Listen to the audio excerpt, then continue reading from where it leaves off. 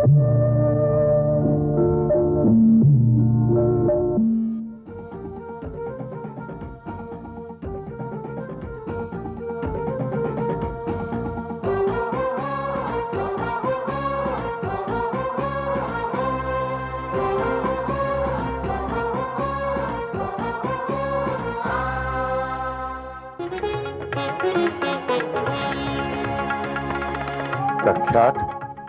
और अपने ढंग के अनूठे गीतकार रमानाथ अवस्थी का जन्म 8 नवंबर 1924 को उत्तर प्रदेश के फतेहपुर जिले के लालीपुर गांव में हुआ।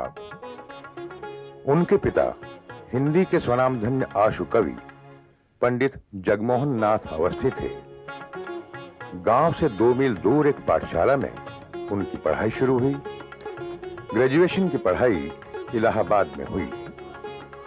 रमानाथ जी का शुरुआती जीवन बीहड़ और संघर्षपूर्ण था, लेकिन इसी दौर में पंडित सोहनलाल द्विवेदी की छत्र छाया में उन्हें देशदूत में नौकरी मिली, जहां उन्होंने प्रूफ रीडिंग से लेकर संपादन कला के सूत्र सीखे। उनकी प्रतिभा से प्रभावित होकर वाचस्पति पाठक उन्हें लीडर प्रेस ले आए। बाद में रमानाथ जी रेडियो में आए, जहां उन्होंने स्क्रिप्ट राइटर से लेकर अनेक पदों पर काम किया और फिर चीफ प्रोड्यूसर के पद से 1984 में सेवानिवृत्त हुए। इसके बाद वे रेडियो और दूरदर्शन के मानद प्रोड्यूसर भी रहे। रमानाथ जी को यूं तो अनेक साहित्यकारों का सानिध्य और स्नेह मिला, पर डॉक्टर भारती और इलाचंद जोशी उनमें प्रमुख थे। इलाहाबाद प्रवास में ही उन्हें बच्चन जी का भी भरपूर स्नेह मिला। रमानाथ जी ने विद्यार्थी काल से ही गीत रचना प्रारंभ कर दी थी और एक गीतकार के रूप में अपनी पहचान बनाना प्रारंभ कर दिया था। इलाहाबाद से बाहर पहले कवि सम्मेलन में उन्हें बच्चन जी अपने साथ ले गए थे। बच्चन जी ने उन्हें एक बार कहा था, देखो रमानाथ, खूब अच्छा लिखो, लेकिन उससे पहले खूब अच्छा लिखा हुआ पढ़ो और पढ़कर उसे गुनो। रमानाथ जी ने ये गुण हमेशा याद रखा।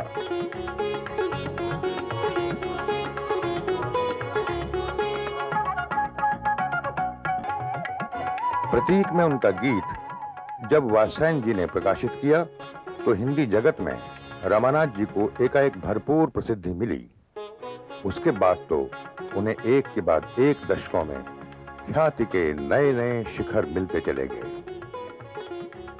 देश के विभिन्न मंचों से उन्होंने कविता पाठ किया और अपने अर्थपूर्ण काव्य तथा मधुर वाणी के कारण वे श्रोताओं और पाठकों में मान्य रहे।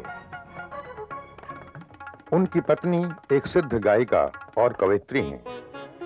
समान रुचियों का यह अनूठा दाम्पत्य संगम सभी के लिए प्रेरणास्पद है।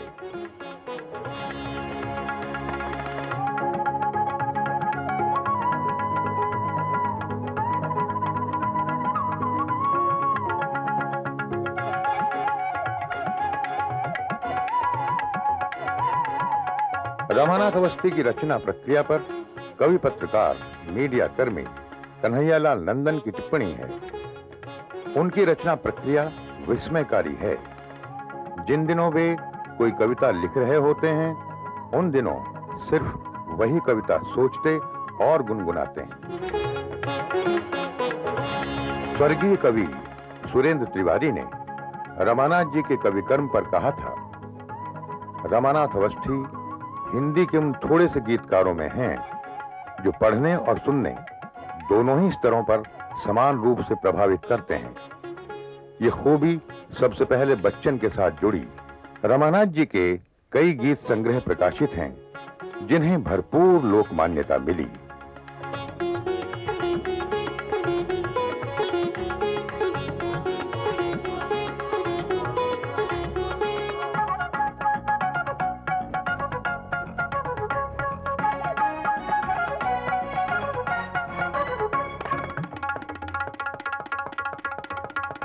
उनका गीत संग्रह है आखिर यह मौसम भी आया।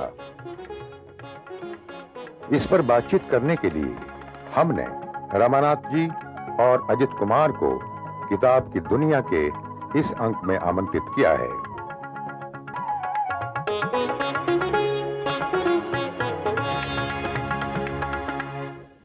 अजित जी, मैं एक बहुत छोटा सा गीत पढ़ रहा हूँ।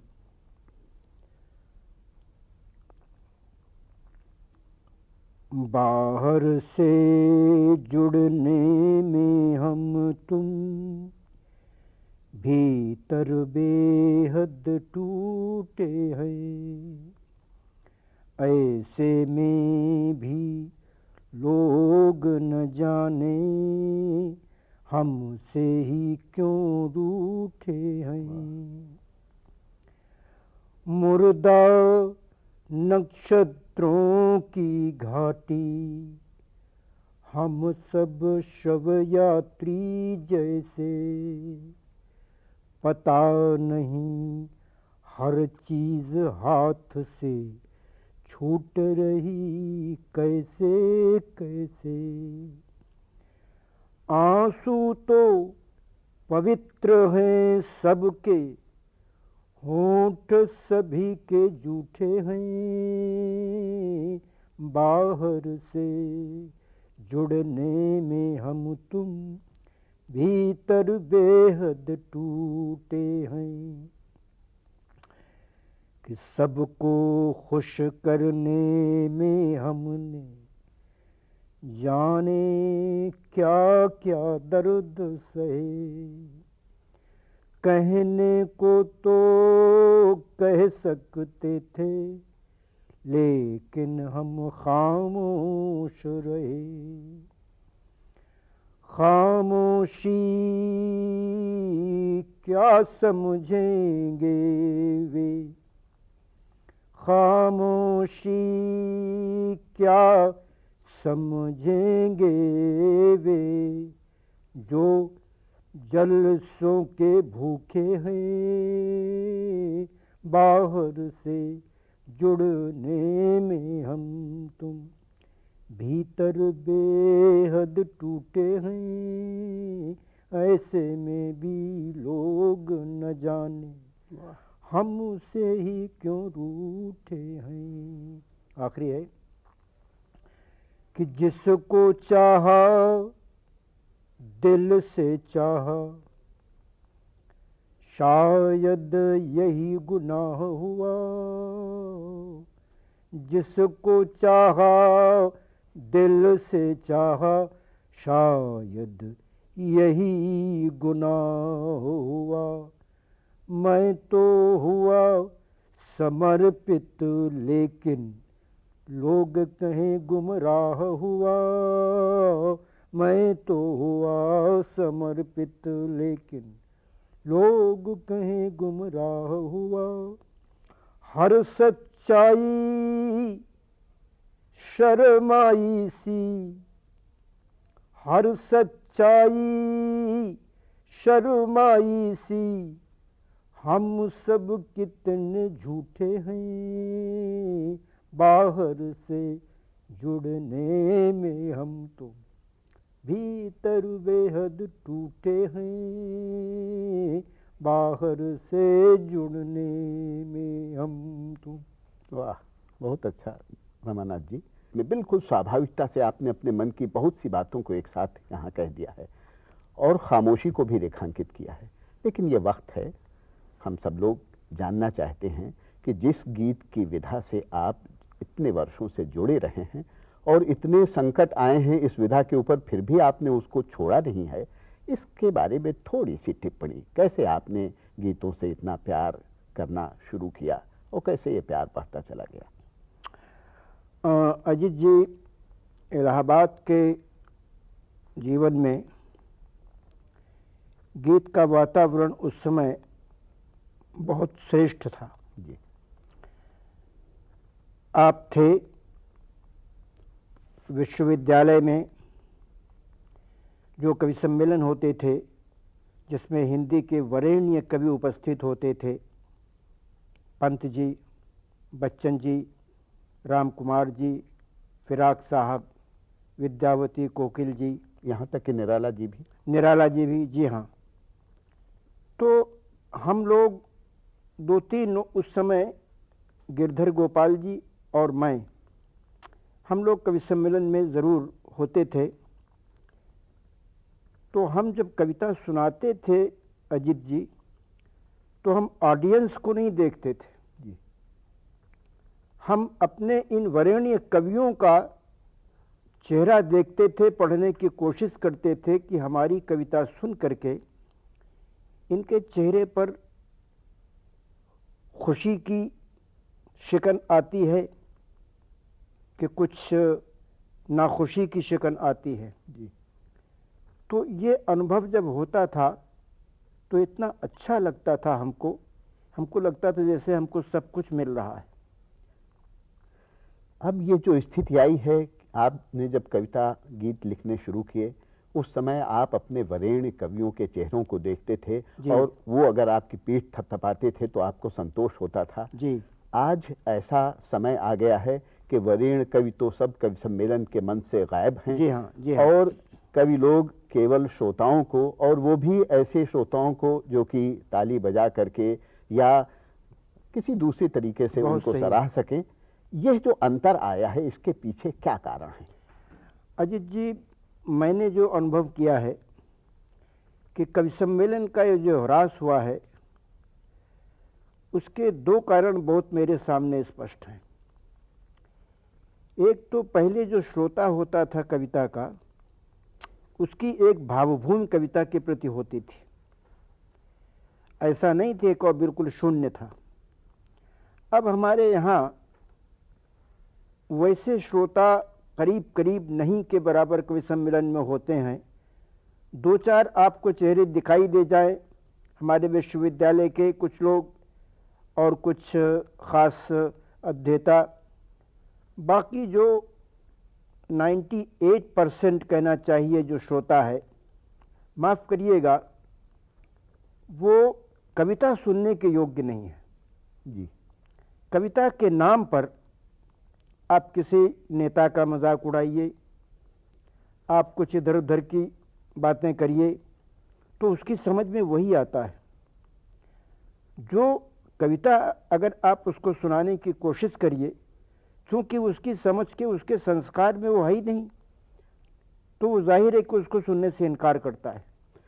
तो उस समय जो गीत का वातावरण था वो इतना रिच था कि ऐसा लगता है कि इस विधा के ज़रिए आप अपने मन को व्यक्त कर सकते हैं। इसी सिलसिले में मैं आपसे 1 मिनट एक बात कहना चाहता हूँ। मेरा एक टेलीविज़न में इंटरव्यू था चीफ प्रोड्यूसर के लिए। उस बोर्ड में वात्स्यायन जी आए थे जी। तो वात्स्यायन जी ने मुझसे बहुत प्रेम से बातचीत की। मैं उनका बहुत आभार शब्द तो कम है उनके लिए। उन्होंने जब मुझसे बातचीत करनी शुरू की तो शुरू में ही कहा कि रमानाथ जी, मैं विषय पर तो बाद में बात करूंगा, एक बात मेरा मन आपसे पूछने का कर रहा है। जी। मैंने कहा वात्स्यायन जी, बड़ी कृपा होगी। कहने लगे, आपने इतने अच्छे गीत लिखे हैं, आपने मुक्त छंद की तरफ ध्यान क्यों नहीं दिया? ये वात्स्यायन जी ने मुझसे कहा। सवाल मुश्किल था, लेकिन अगर आप सहज रूप में किसी सवाल का उत्तर देते हैं तो मैं समझता हूँ बड़ा सही होता है। मैंने कहा कि मैं आपसे एक निवेदन कर रहा हूँ कि मुझे इस समय तक ये भ्रम है, जब तक मैं आपको उत्तर दे रहा हूँ, कि मैं गीत के ज़रिए अपने आप को व्यक्त कर लेता हूँ। इसलिए मैंने उस तरफ मेरा ध्यान नहीं गया और यही भ्रम मुझको गीत लिखाता रहा है। जी हाँ।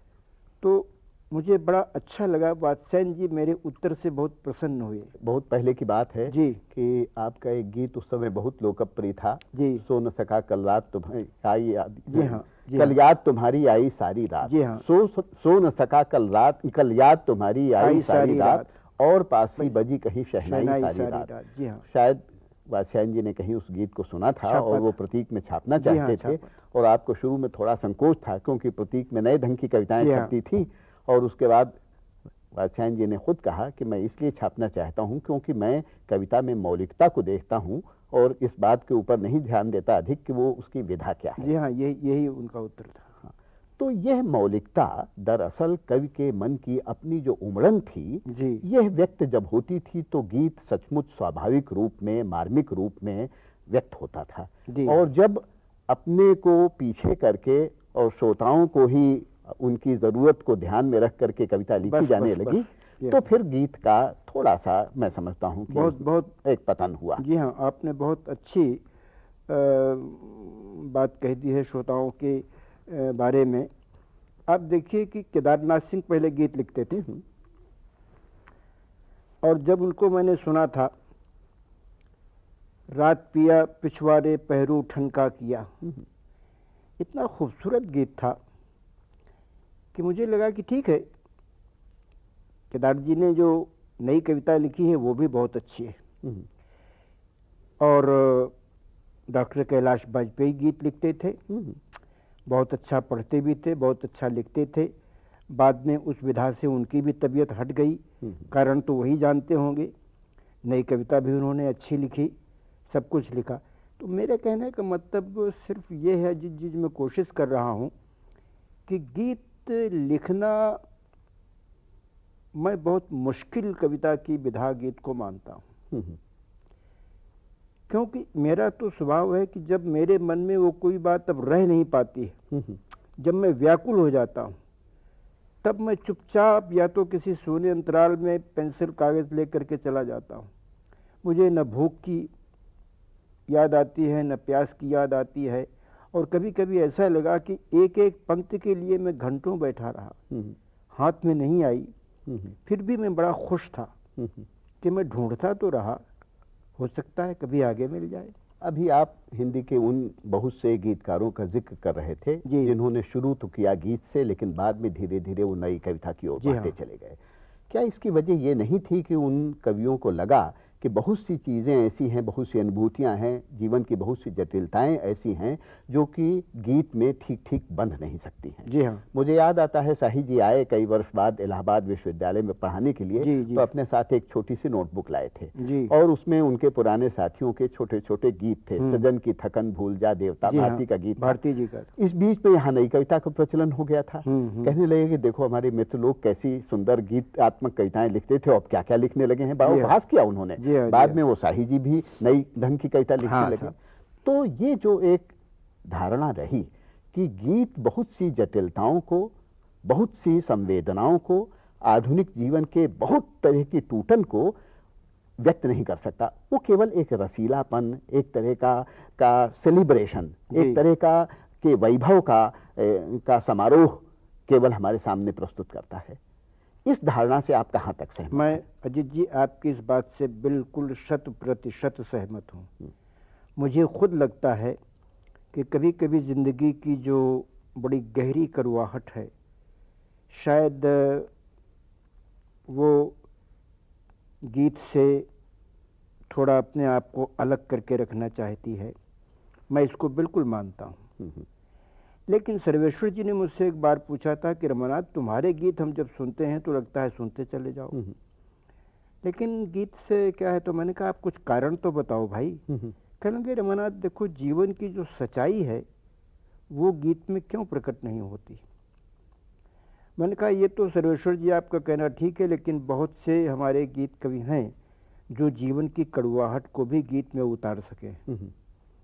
तो ये कोशिश करने की बात है, लेकिन इस बात से मैं बिल्कुल सहमत हूँ कि मुक्त छंद के माध्यम से जीवन की जो जटिलता कही जा सकती है, यथार्थ जीवन की, वो शायद गीत में उस प्रकार नहीं समोई जा सकती। नहीं, लेकिन देखिए जैसे आपका एक गीत है, नदी बड़ी गहरी है, जी हाँ, पता नहीं क्या होगा। जी हाँ। अच्छा, अब इस गहरी में इतने अधिक संकेत हैं। जी हाँ। वो गहरापन जो है अभाव का भी, बेरोजगारी का भी प्रतीक हो सकता है, वो मन के अकेलेपन का भी प्रतीक हो सकता है, एक साथ बहुत सी व्यंजनाएं हैं। जी। शायद नई कविता इतनी अधिक व्यंजनाओं की जगह किसी एक निश्चित व्यंजना के ऊपर बल देना चाहती है, इसलिए वो गीत के माध्यम को छोड़ रही है। बहुत सही एकदम। लेकिन जब नई कविता को देखता हूँ, पढ़ता हूँ, मुझे बड़ा शौक है नई कविता से। मैंने अपने सारे मित्रों की, आपकी, भारती जी की, शाही की, सबकी कविताएं मैंने बड़े ध्यान से पढ़ी हैं, मुझे बड़ा आनंद मिलता है। तो मुझे लगता है कि हाँ, ये जो जीवन का एक कठोर यथार्थ है जी, तो शायद वो गीत के फूल पर अगर रख दिया जाए तो उसकी पंखुड़ी टूट सकती है, और फिर टूटी हुई पंखुड़ी जो है वो जाहिर है कि अच्छी नहीं होगी। तो ये तो मैं मानता हूँ, लेकिन मेरे मन में कहीं विश्वास है ये कि गीत की वापसी अवश्य होगी। इसके दो पहलू हैं देखिए। जी। एक तो है गीत का वो हिस्सा जिसको हम छंद विधान कहते हैं। हाँ। हिंदी की आज की कविता तो छंदहीन कविता है, जी, वो जी। गद्य में लिखी जा रही जी है। हाँ, जी हाँ। इससे एक अहित तो ये हुआ है कि कविता की उम्र कम हुई, कविता मुखरित नहीं होती है, कविता दूसरे तक पहुंचती नहीं है। जी हाँ। तो कविता याद नहीं रहती। आपकी न जाने कितनी पंक्तियां हैं, मुझे याद हैं, जी जब हाँ। चाहूं तब गुनगुनाऊं, जी। जब चाहूं तब सुनाऊं। जी। लेकिन वो कविता जो कि छंदहीन है, एक तो गीत इस रूप में लौट सकता है कि छंद लौटे। जी हाँ। दूसरे गीत इस तरह से लौट सकता है जैसे हिंदी में कविता छायावाद के बाद प्रगतिवाद, उसके बाद नई कविता का जी, जी। प्रचलन हुआ, तो लोगों ने गीत के बाद नवगीत का जी हाँ। प्रचलन किया। हाँ, हाँ। तो गीत के साथ जो ये नवगीत की परिकल्पना है, हाँ। यानी गीत के भी आकार को, उसके रूप को, उसके बहुत विधान अच्छा। को बदलो, जी उसको नया बनाओ। एक यह है कि उसको पीछे की ओर ले जाओ। जी हाँ। तो कौन सी गति आपके विचार से ठीक है? नवगीत से मैं बहुत मेरा प्रेम है, मैं आपको साफ बताऊं। कुछ हमारे जो नवगीत के कवि हैं उनकी कविताओं को मैं बहुत अच्छा मानता हूं।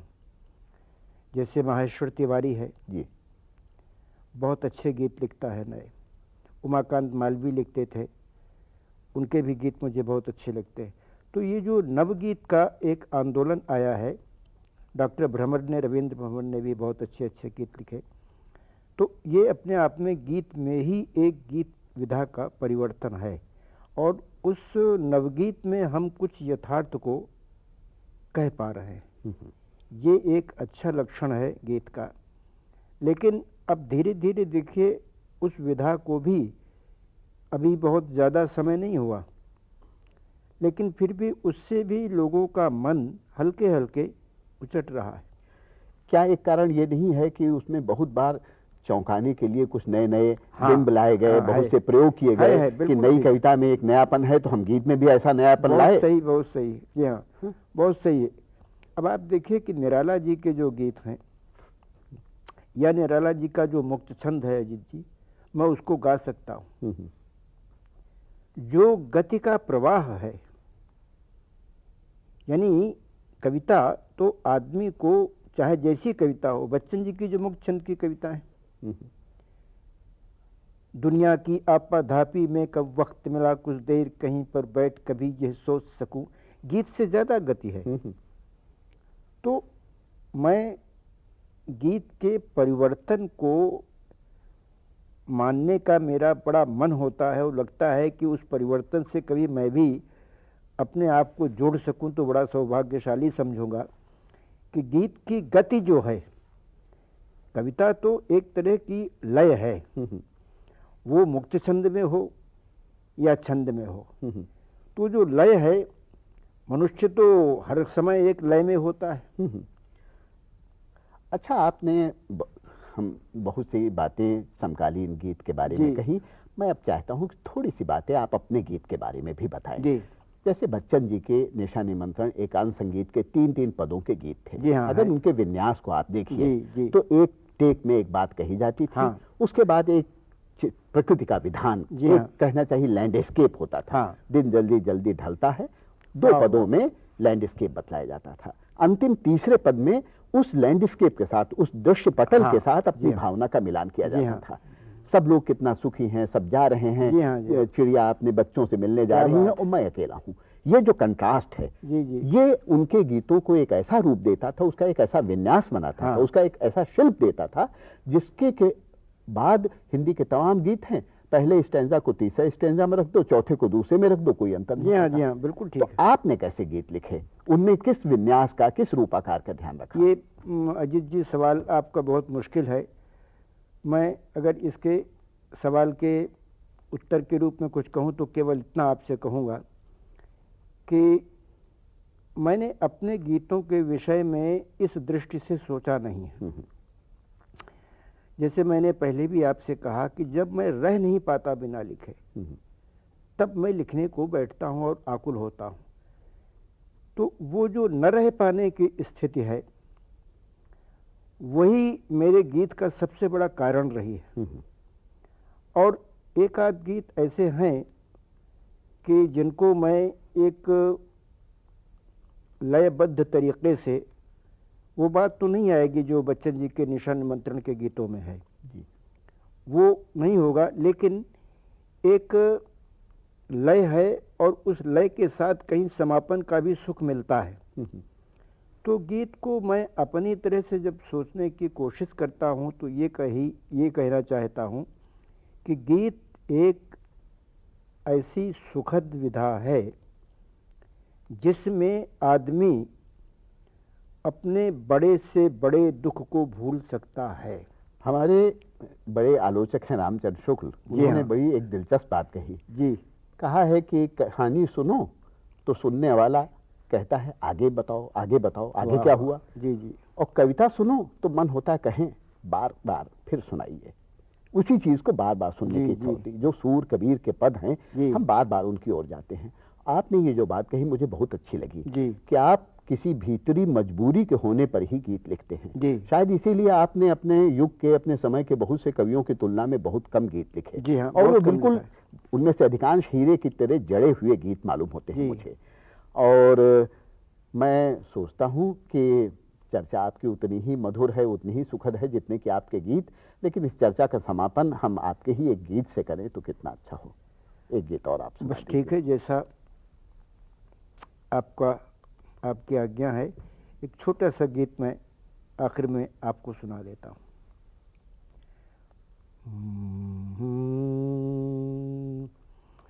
कि जीवन कभी सूना न हो, कुछ मैं कहूँ कुछ तुम कहो, तुमने मुझे अपना लिया, यह तो बड़ा अच्छा किया।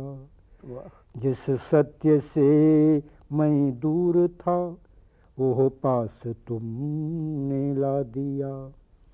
अब जिंदगी की धार में कुछ मैं बहूं कुछ तुम बहो, जीवन कभी सूना न हो, कुछ मैं कहूँ कुछ तुम कहो। कि जिसका हृदय सुंदर नहीं, मेरे लिए पत्थर वही, मुझको नई गति चाहिए, जैसे मिले वैसे सही। मेरी प्रगति की सांस में कुछ मैं रहूं कुछ तुम रहो, जीवन कभी सूना न हो, कुछ मैं कहूँ कुछ तुम कहो। कुछ मैं कहूँ कुछ तुम कहो में आपका जो भाव है, आपकी रचना इतना संवाद स्थापित करती है और वही उसकी शक्ति है। और मैं सोचता हूँ कि गीत में जब तक यह ताकत बनी रहेगी वो पुराना नहीं होगा, वो बार बार लौट करके आएगा। आपकी दृष्टि है, प्रेम है, जो मुझे आप ये शब्द दे रहे हैं, इसके लिए मैं बहुत आभारी हूँ आपका अजीत जी। बहुत धन्यवाद। बहुत आभारी हूँ।